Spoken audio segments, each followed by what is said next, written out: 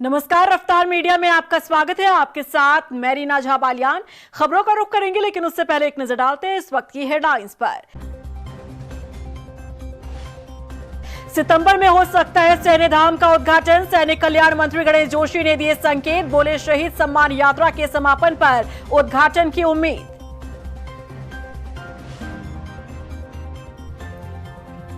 केसी वेणुगोपाल के दौरे से कांग्रेस में जगी नई उम्मीद। वरिष्ठ नेताओं से किया 1-to-1 संवाद। संगठन मजबूती और चुनावी तैयारियों पर विचार। राम मंदिर दान चोरी पर हरिद्वार पहुंचे केंद्रीय मंत्री चिराग पासवान का बड़ा बयान। बोले, राम भक्तों की आस्था से हुआ खिलवाड़, किसी भी दोषी को नहीं बख्शेगी केंद्र और राज्य सरकार। उत्तराखंड में दिख रहा भारी बारिश का कहर। रुड़की में भरभराकर गिरा मकान, सड़कें जलमग्न, घरों में भी घुसा पानी।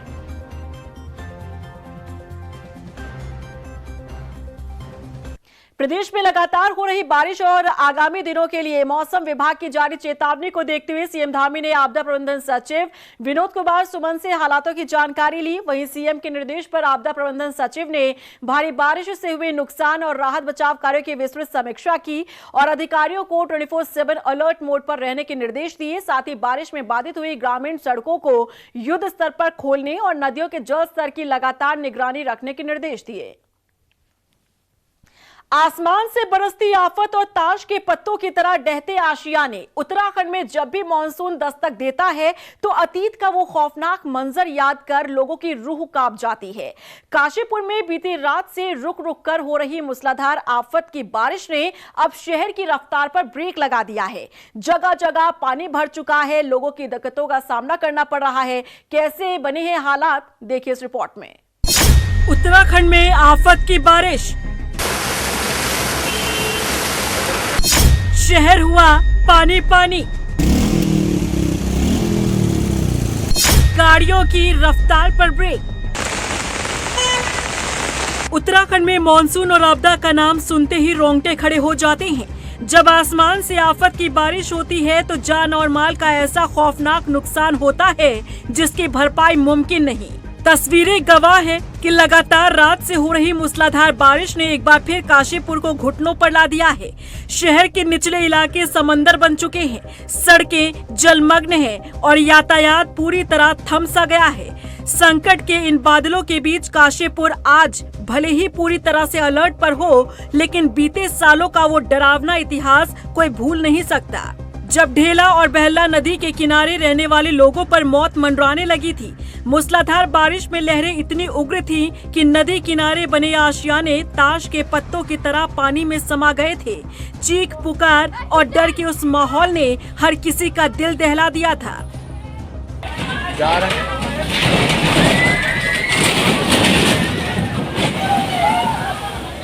अतीत की उस खौफनाक विभीषिका से सबक लेते हुए इस बार मुख्यमंत्री पुष्कर सिंह धामी के कड़े निर्देशों पर स्थानीय प्रशासन पहले ही युद्ध स्तर पर मुस्तैद हो चुका था। संभावित खतरे को देखते हुए प्रशासन ने पहले ही मोर्चा संभाल लिया। संवेदनशील इलाकों में समय रहते नालों और नदियों की सफाई पूरी कर ली गई ताकि अतीत का वो खौफनाक मंजर दोबारा न लौट सके। प्रशासन की 24 घंटे चलने वाली मॉनिटरिंग और मुस्तैदी की वजह से इस बार जनता सुरक्षित है और अधिकारी हर परिस्थिति से निपटने के लिए अलर्ट मोड पर हैं। अलावा कुछ ऐसे एरियाज हैं जो पहले से बरसात में सेंसिटिव हो जाते हैं, जहां बाढ़ की संभावना बनी रहती है। तो जो ढेला नदी है उसके आसपास के क्षेत्र, खासतौर से जो लक्ष्मीपुर पट्टी और जो ढेला बस्ती है, वहाँ पे हमेशा बाढ़ का खतरा रहता है।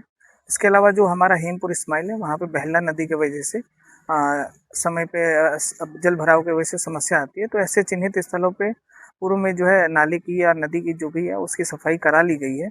इसके अलावा शहर में जो अलग अलग नाले हैं जिनके वजह से जल भराव होता है, उनको भी नगर निगम की तरफ से उसकी सफाई करा ली गई है। तो सारे जो हमारे ऐसे सेंसिटिव एरिया है उनको हम रेगुलर मॉनिटर करते हैं। हमारी टीमें लगी हुई हैं और जहाँ भी समस्या होती है तो उसके हिसाब से हम लोग कार्रवाई करते हैं। अतीत का वो खौफनाक तांडव भले ही डरावना था और बीते सालों में आशियाने ताश के पत्तों की तरह बह गए थे, लेकिन इस बार धामी सरकार की दूरदर्शिता और काशीपुर प्रशासन की एडवांस तैयारियों ने मुस्तैदी की एक नई मिसाल पेश की है। भले ही रात से हो रही भारी बारिश के कारण शहर में पानी भर गया हो और रास्तों को रोक दिया हो, लेकिन आपदा से पहले ही राहत बचाव केंद्रों की स्थापना, पुख्ता राशन व्यवस्था और 24 घंटे की मॉनिटरिंग ने जनता को सुरक्षा की वो मजबूत ढाल दी है जिसके जितनी तारीफ की जाए कम है। इस आफत की बारिश के बीच प्रशासन की ये सतर्कता वाकई काबिले तारीफ है। रफ्तार मीडिया के लिए काशीपुर से अजहर मलिक की रिपोर्ट। मॉनसून में बारिश कई जगहों पर आफत बनकर बरसी है। भगवानपुर के खेड़ी शिकोपुर गांव में भारी बारिश से एक मकान भरभरा कर गिर गया। वहीं रुड़की के पिरान कलियर में भी बारिश से गंदा पानी परिसर में घुस गया, जहां जलभराव की समस्या से परेशान जायरीनों और स्थानीय लोगों का गुस्सा फूट पड़ा और आक्रोशित भीड़ ने दरगाह प्रशासन और प्रबंधन के खिलाफ जमकर नारेबाजी की। ये जब इसका गिरने का हो, बारिश हो रही थी तो सामान काटने लगे, सामान सब दब गया इसी में। अच्छा, कुछ नहीं बचाया, मैं कपड़ों तक के कुछ नहीं बचा, खाने का सब चीज़ सब कुछ इसी में अंदर ही। तो कोई जनहानि तो नहीं हुई? नहीं, कुछ नहीं हुआ। वैसे तो सब कुछ, सभी आदमी तो सब निकल गए, पर सामान कुछ नहीं बचा इसमें, सब सामान इसी के अंदर है। ये दैवीय आपदा आने की वजह से जो कच्चे मकान हैं रफीपुर ऐसी का, एक समीम अंसारी का, ये ढह गए। दोनों मजदूर आदमी हैं, उनका राशन पानी, शादी का सामान, लड़की की, सब दब गया और रहने को अब छत भी खुले आसमान के नीचे रहने को मजबूर है। कोई जनहानि तो नहीं? जनहानि कोई नहीं हुई, बस ये रहा कि एक परिवार के जिनकी छत गिरी उनके 6 लोग बाल बच गए, नहीं तो बड़ी जनहानि होने का पूरा अंदेशा है। मॉनसून की पहली ढंग की बारिश ने धर्मनगरी हरिद्वार में ड्रेनेज सिस्टम की सच को बेनकाब कर दिया है। शहर के अधिकांश हिस्सों में जल जमाव हो गया तो लोगों को आने जाने में दिक्कतों का सामना करना पड़ा। सवाल यह भी है कि इस शहर में पिछले कई चुनावों से बीजेपी के कद्दावर नेता मदन कौशिक जीतते आ रहे हैं, लेकिन उन्होंने आज तक अपने शहर को ऐसी मुसीबतों से बचाने के लिए कुछ क्यों नहीं किया। जनता पूछ रही है कि कहां है विधायक और सांसद। देखिए रिपोर्ट। मानसून की एक ढंग की बारिश, धर्मनगरी के ऐसे बुरे हाल, कहीं पानी में तैरने लगी कार तो कहीं बेड़ा ही नहीं हो पाया पार। इतने सालों में आखिर क्या किया नेताओं ने, कहां डूब गए विधायक जी। हरिद्वार से आई ये तस्वीरें देखिए, कहीं बस पानी में आज ही डूबी है तो कहीं अंडरपास में फंस ही गई है। मानसून की एक ढंग की बारिश ने हरिद्वार में ड्रेनेज सिस्टम का सच पानी की तरह सड़क पर बहा दिया है। कहीं किसी की कार को धक्का देकर सड़क पर भरे पानी से निकालना पड़ रहा है तो कहीं हाल ये है कि सड़कें मानो तालाब में ही तब्दील हो गई हैं। बारिश ने मानो शहर की तस्वीर बदल कर रख दी। सड़कों पर गाड़ियों की जगह अब नाव चलाने की जरूरत महसूस होने लगी है।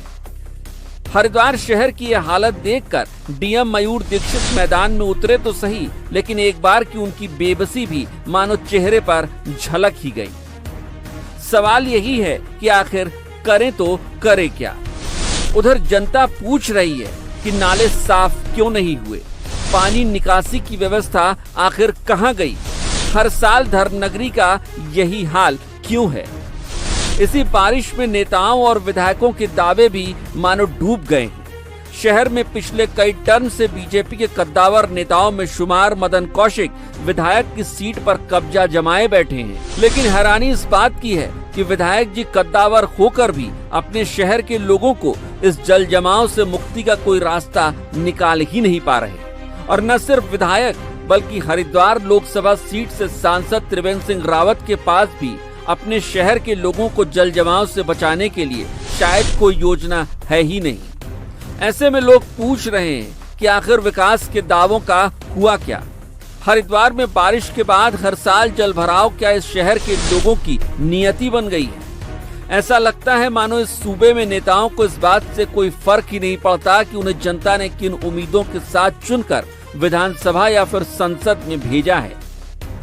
हरिद्वार में बारिश थम जाएगी, लेकिन सवालों की बारिश का सिलसिला अभी जारी ही रहेगा। जल भराव की तस्वीरें बताती हैं कि बारिश ने हर बार की तरह हरिद्वार के ड्रेनेज सिस्टम को नंगा करके रख दिया है। अब देखना ये होगा कि सांसद हो या फिर विधायक इन सवालों का जवाब दे भी पाते हैं या फिर अगली बारिश तक इंतजार ही करते रहते हैं। ब्यूरो रिपोर्ट, रफ्तार मीडिया, उत्तराखंड।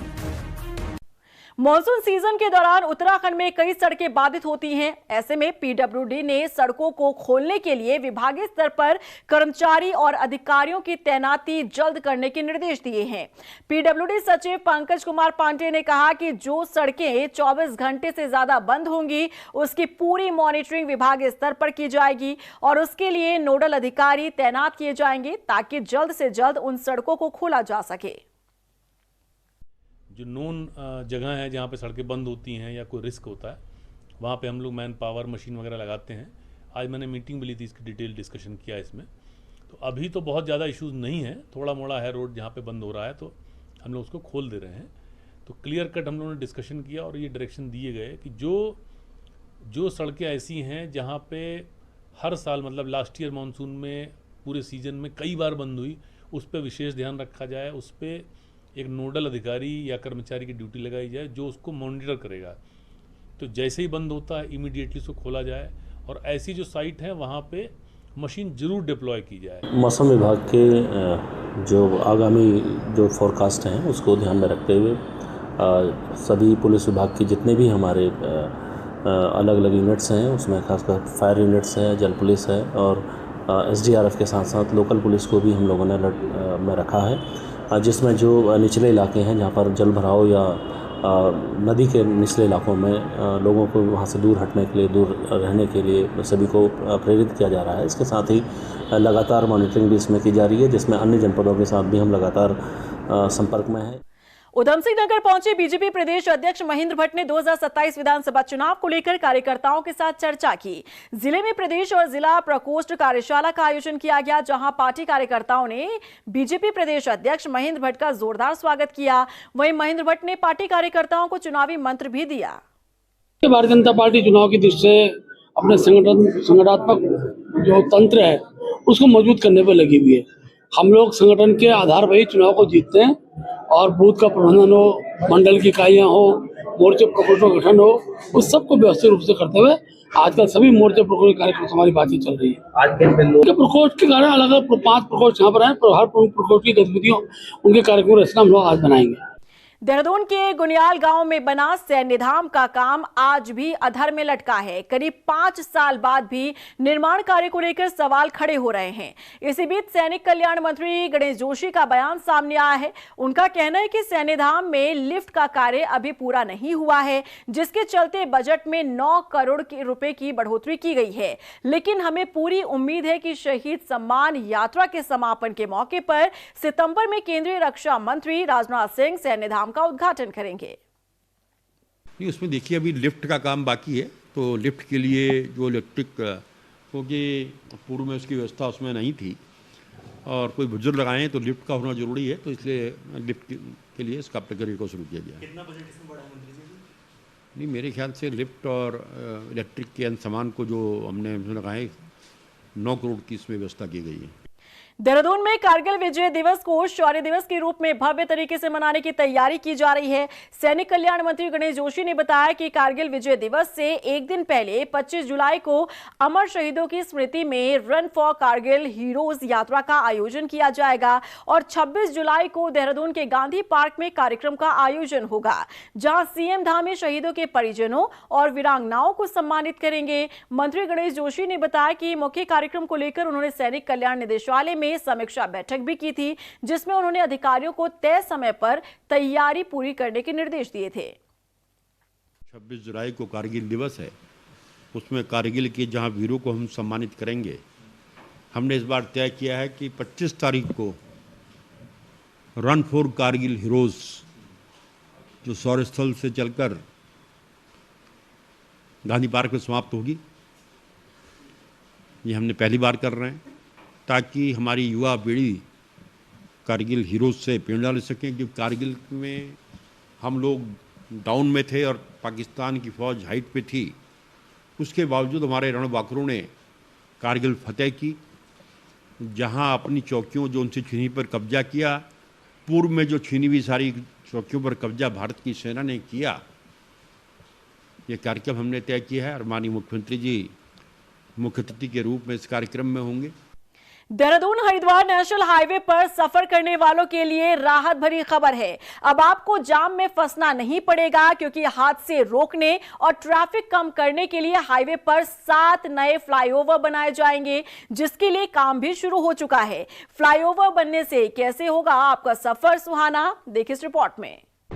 यात्रियों के लिए बड़ी खुशखबरी, अब नहीं झेलना पड़ेगा जाम का जाम। देहरादून हरिद्वार नेशनल हाईवे पर सफर होगा सुहाना। हाईवे पर बनेंगे 7 नए फ्लाईओवर।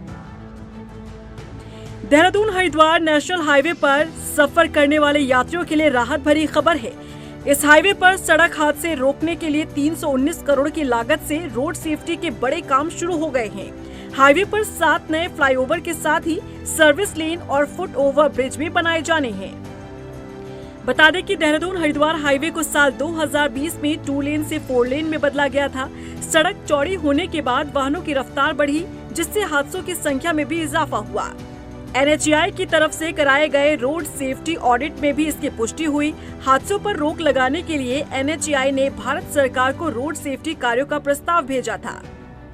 सरकार से मंजूरी मिलने के बाद निर्माण कार्य शुरू कर दिया गया है। मियांवाला फ्लाईओवर, जीवनगढ़, छिदरवाला समेत कई स्थानों पर काम चल रहा है। सड़क के सभी काम 2.5 साल में पूरे किए जाने हैं। देहरादून हरिद्वार हाईवे पर नए फ्लाईओवर का काम इन जगहों पर हो रहा है। इसमें पहला जाखन पुल के पास, दूसरा जीवनगढ़ क्षेत्र में, तीसरा मियांवाला में, चौथा छिदरवाला में, 5वां रायवाला में। इस प्रोजेक्ट के तहत मियांवाला से लेकर नकरौंदा तक करीब 2.25 किलोमीटर लंबा फ्लाईओवर बनाया जाएगा। प्रोजेक्ट के तहत मंजूर कुल 7 फ्लाईओवर में ये सबसे बड़ा निर्माण है। इसके अलावा एक फ्लाईओवर जाखन पुल पर डेंटल कॉलेज के पास, 2 फ्लाईओवर जीवनगढ़ में, जबकि एक छिदरवाला, 2 रायवाला में बनेंगे। दोनों तरफ करीब 44 किलोमीटर की सर्विस लेन भी बनाई जानी है। हाईवे को पैदल आर पार करने वालों की सुविधा के लिए 2 फुट ओवर ब्रिज भी बनाए जाने हैं। इनकी लोकेशन अभी फाइनल की जानी है। उत्तराखंड की अर्थव्यवस्था में पर्यटन की महत्वपूर्ण भूमिका है। देहरादून, हरिद्वार, ऋषिकेश और मसूरी जैसे प्रमुख पर्यटन स्थलों तक बेहतर सड़क संपर्क से राज्य की पर्यटन गतिविधियों को भी नई गति मिलेगी। रफ्तार मीडिया के लिए देहरादून से ब्यूरो रिपोर्ट। हरिद्वार में पहुंचे केंद्रीय मंत्री चिराग पासवान ने राम मंदिर में कथित चढ़ावा हेराफेरी प्रकरण पर प्रतिक्रिया दी है। उन्होंने कहा कि जिसने भी राम भक्तों की आस्था के साथ खिलवाड़ करते हुए भ्रष्टाचार किया, उसे कड़ी से कड़ी सजा मिलनी चाहिए। चिराग पासवान ने भरोसा जताया कि केंद्र और राज्य सरकार इस मामले में किसी भी दोषी को नहीं बख्शेगी। वहीं उन्होंने विपक्ष से भी इस मुद्दे पर राजनीति न करने की अपील की है। देखिए, सबसे पहले तो ये घटना अपने में निंदनीय है, शर्मनाक है, और मैं मानता हूं कि जिसने भी इस तरीके का भ्रष्टाचार प्रभु श्री राम की आस्था से जुड़े हुए लोगों के साथ करने का काम किया है, उनको कड़ी से कड़ी सजा मिलनी चाहिए। पर मैं ये भी मानता हूं कि हमारी सरकारें, राज्य सरकार हो, केंद्र सरकार हो, मेरे प्रधानमंत्री नरेंद्र मोदी जी स्वयं इस बात को सुनिश्चित कर रहे हैं कि कोई भी भ्रष्टाचारी इसमें बचेगा नहीं। बद्रीनाथ धाम और अयोध्या राम मंदिर में हुई कथित चढ़ावा चोरी मामले के खिलाफ दिनेशपुर में आम आदमी पार्टी ने राज्य सरकार के खिलाफ प्रदर्शन किया। आप कार्यकर्ताओं ने सुभाष चौक पर राज्य सरकार का पुतला फूंका और मामले में निष्पक्ष जांच कर दोषियों के खिलाफ कड़ी कार्रवाई की मांग की। इस दौरान आप कार्यकर्ताओं ने सरकार को चेतावनी भी दी कि अगर मामले में निष्पक्ष जाँच नहीं कराई गई तो आंदोलन को और व्यापक किया जाएगा। देखिए, आज पूरे उत्तराखंड में आम आदमी पार्टी की ओर से ये जो बद्रीनाथ मंदिर में जो चंदा चोरी का मामला सामने आया है, उसके विरोध में हमने उत्तराखंड सरकार का पूरे प्रदेश में आज पुतला फूंका गया है आम आदमी पार्टी की ओर से, और हम लोग इसका कड़ा विरोध करते हैं, इसकी निंदा करते हैं। उसी के क्रम में आज दिनेशपुर क्षेत्र में भी हमने जो है इसका पुतला फूंकने का, पुतला दहन करने का हमने कार्यक्रम रखा था। उत्तराखंड कांग्रेस के भीतर इन दिनों जो कुछ भी चल रहा है वो पार्टी के लिए काफी चुनौतीपूर्ण है। इस बीच कांग्रेस के महासचिव केसी वेणुगोपाल के देहरादून दौरे ने पार्टी में एक नई उम्मीद जगा दी है। अंतरकलह और अपनों से लड़ती कांग्रेस क्या 2027 चुनाव से पहले संभल पाएगी? क्या केसी वेणुगोपाल उत्तराखंड कांग्रेस में चल रही उथल पुथल को शांत कर पाएंगे? देखिए रिपोर्ट। उत्तराखंड कांग्रेस की रार दिल्ली पहुंचने को बेकरार। वेणुगोपाल का दून दौरा कितना होगा सफल? क्या बदलेंगे कांग्रेस के हालात या और बिगड़ेगी बात? उत्तराखंड कांग्रेस भले ही 2027 में सत्तासीन होने का सपना देख रही हो, लेकिन पार्टी के भीतर जो कुछ चल रहा है वो इस सपने को पूरा करने की राह में रोड़ा पैदा कर रहा है। पिथौरागढ़ में कांग्रेस के कार्यक्रम में जो कुछ हुआ उसने पार्टी की टेंशन और बढ़ा दी। एक के बाद एक घटनाक्रम को जोड़ें तो साफ पता चलता है कि कांग्रेस लाख कोशिशों के बाद भी उसी जगह पर खड़ी है जहां से उसने चलना शुरू किया था। लेकिन इस बीच पार्टी में नई उम्मीद जगी है, क्योंकि कांग्रेस के महासचिव केसी वेणुगोपाल देहरादून दौरे पर आए हैं। 2 दिनों के दौरे पर वेणुगोपाल कई बैठकें करेंगे, जिसका सीधा संबंध 2027 चुनाव से होगा। उम्मीद है कि पार्टी के भीतर जितना रायता फैला है उसे समेटने की कोशिश की जाएगी। लेकिन इस बीच खबर ये भी है कि पिथौरागढ़ हंगामा मामले में जिन 3 नेताओं पर एक्शन लिया गया उनके तेवर अब भी ढीले पड़ते नहीं दिख रहे। ये तीनों नेता दिल्ली हाईकमान से मुलाकात करने का प्लान तैयार कर रहे हैं, यानी कि देहरादून से निकलकर बात दिल्ली पहुंचने वाली है। लेकिन इस बीच वेणुगोपाल देहरादून पहुंच गए हैं, तो क्या दून में ही इस मसले को सुलझा लिया जाएगा? हालांकि मसला यहां सिर्फ इन 3 नेताओं की नाराजगी भर का नहीं है, बल्कि पार्टी के वरिष्ठ नेता और पूर्व मुख्यमंत्री हरीश रावत भी लंबे समय से उत्तराखंड से दूरी बनाए हुए हैं। उम्मीद थी कि कांग्रेस महासचिव केसी वेणुगोपाल के साथ हरीश रावत दिल्ली से देहरादून आ सकते हैं, लेकिन खबर है कि हरीश रावत ने वेणुगोपाल के दौरे से भी दूरी बना ली। वो अब भी दिल्ली में है। कहीं ऐसा तो नहीं कि हरदा की नाराजगी अब इस हद तक पहुंच चुकी है कि वो अपने करीबी नेता के दौरे को भी नजरअंदाज कर रहे हैं। सियासी जानकार मानते हैं कि हरीश रावत और वेणुगोपाल के बीच अच्छे संबंध है। ऐसे में उम्मीद थी कि वो इस दौरे में शामिल हो सकते हैं और आगामी चुनाव की तैयारियों की बैठक में भी हिस्सा ले सकते हैं, लेकिन ऐसा होता दिखाई नहीं दे रहा। तो क्या माना जाए कि हरीश रावत प्रदेश प्रभारी के फैसलों से इस कदर खफा हो चुके हैं कि उन्हें मनाने का ना तो कांग्रेस के पास समय रह गया है और ना ही हरीश रावत अपनी नाराजगी दूर करते दिख रहे हैं। माननीय वेणुगोपाल जी ने आज सभी हमारे जो वरिष्ठ नेता हैं, पूर्व विधायक हैं, वर्तमान विधायक हैं, उन सब के साथ बातचीत की है। संगठन के प्रमुख लोगों से बातचीत की है और 2027 में चुनाव में कैसे हमको जाना है उसके लिए किस तरह हमारी तैयारी है, पोलिंग बूथ स्तर पर हमको किस तरह काम करना है, मतदाता सूची में महिलाओं को, युवाओं को कैसे हमको अपने संगठन के साथ जोड़ना है।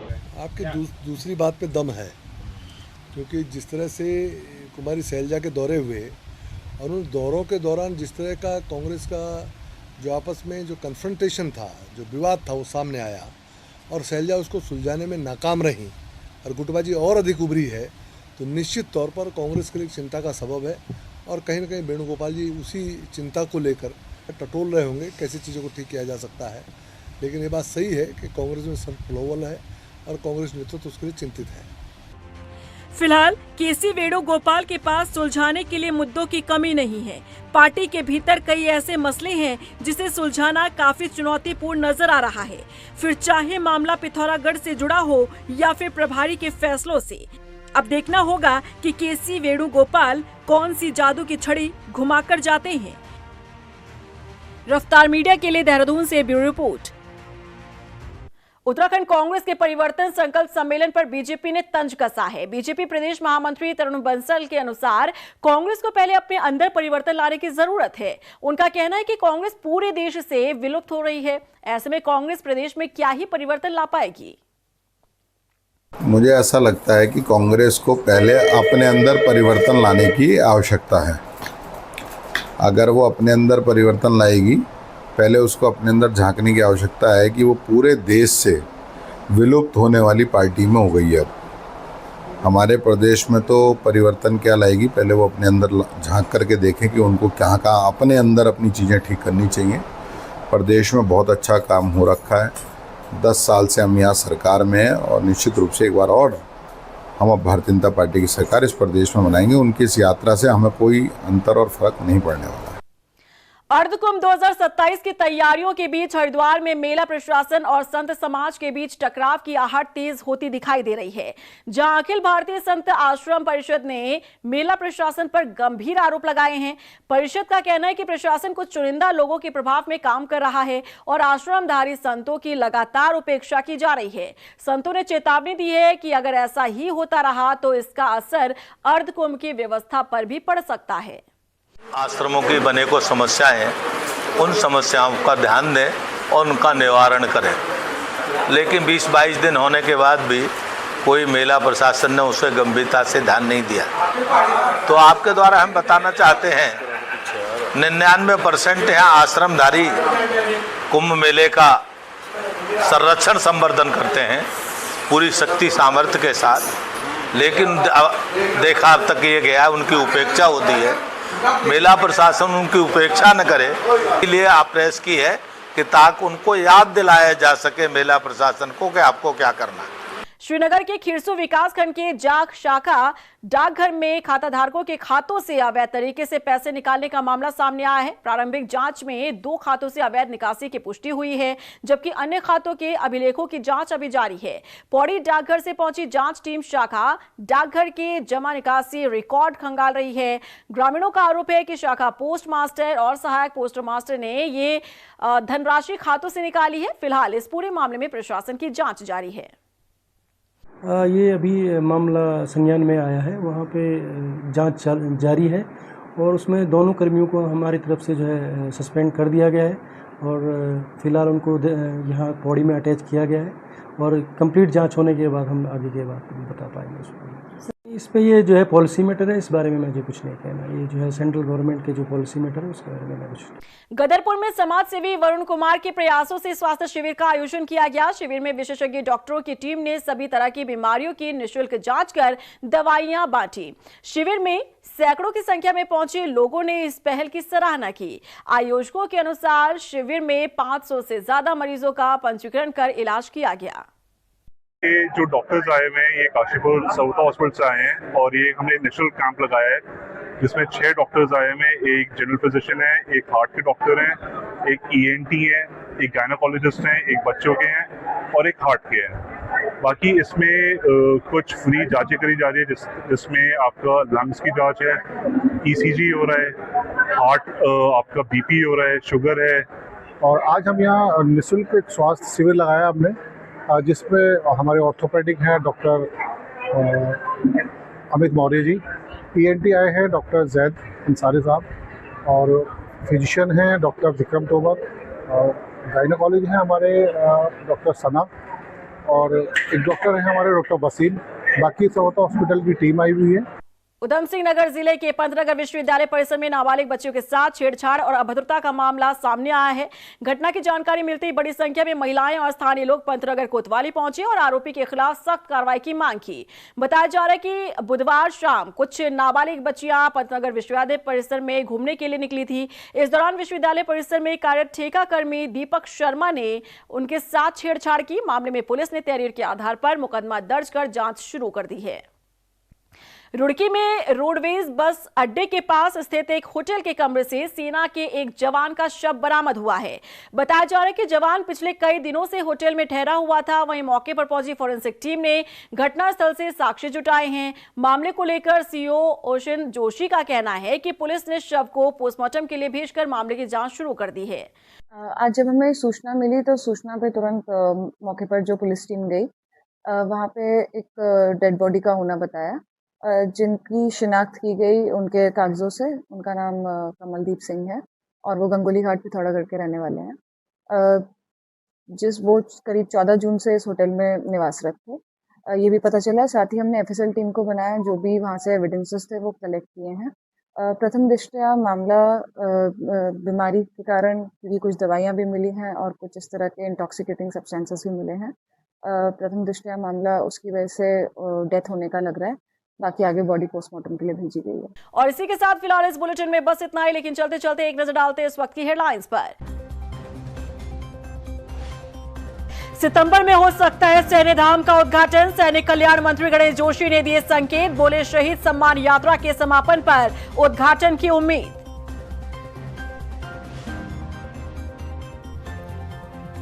केसी वेणुगोपाल के दौरे से कांग्रेस में जगी नई उम्मीद, वरिष्ठ नेताओं से किया 1-to-1 संवाद, संगठन मजबूती और चुनावी तैयारियों पर विचार। राम मंदिर दान चोरी पर हरिद्वार पहुंचे केंद्रीय मंत्री चिराग पासवान का बड़ा बयान, बोले राम भक्तों की आस्था से हुआ खिलवाड़, किसी भी दोषी को नहीं बख्शेगी केंद्र और राज्य सरकार। उत्तराखंड में दिख रहा भारी बारिश का कहर, रुड़की में भरभराकर गिरा मकान, सड़कें जलमग्न, घरों में भी घुसा पानी।